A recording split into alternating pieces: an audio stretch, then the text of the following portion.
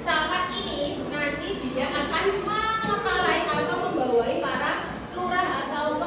desa memang ya lurah-lurah ya, kepala desa yang ada di desa-desa sekecamatan. Contohnya kalau di Molong ada desa mana lagi? Wamen, ya toh, Drangkal, ya toh. Nah itu dikepalai oleh seorang kepala desa. Habis kepala desa ada camat, jadi dia mulai camat-camat. Nah BPD itu apa Bu? BPD adalah lembaga yang merupakan perwujudan demokrasi atau dialah yang menjadi badan permusyawaratan desa. Anggotanya biasanya RT, RW, pemuka agama seperti itu ya.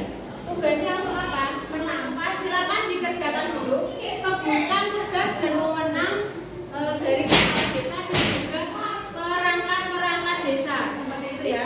Silakan dibuka halaman 28 di buku LKS. Silakan kalian kerjakan selama 15 menit. Nomor 1 sampai ini kan kelas 5. Silakan dibuka, perhatikan ketika kelas 5. Panjangannya apa? Ya, betul sekali. Negara Kesatuan Republik Indonesia.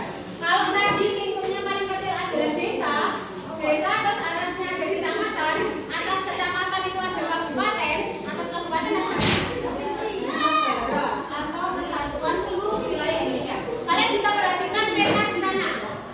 Saya lihat petanya di sana ya. Di sana yang tertempel di belakang itu adalah Negara Kesatuan Republik Indonesia, mulai dari Sabang sampai Merauke di timur Indonesia ya. Apa dari ini ciri-cirinya apa? NKRI di Indonesia.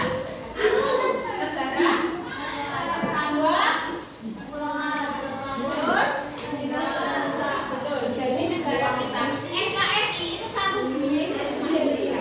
Jadi setiap negara itu punya yang namanya keunikannya masing-masing.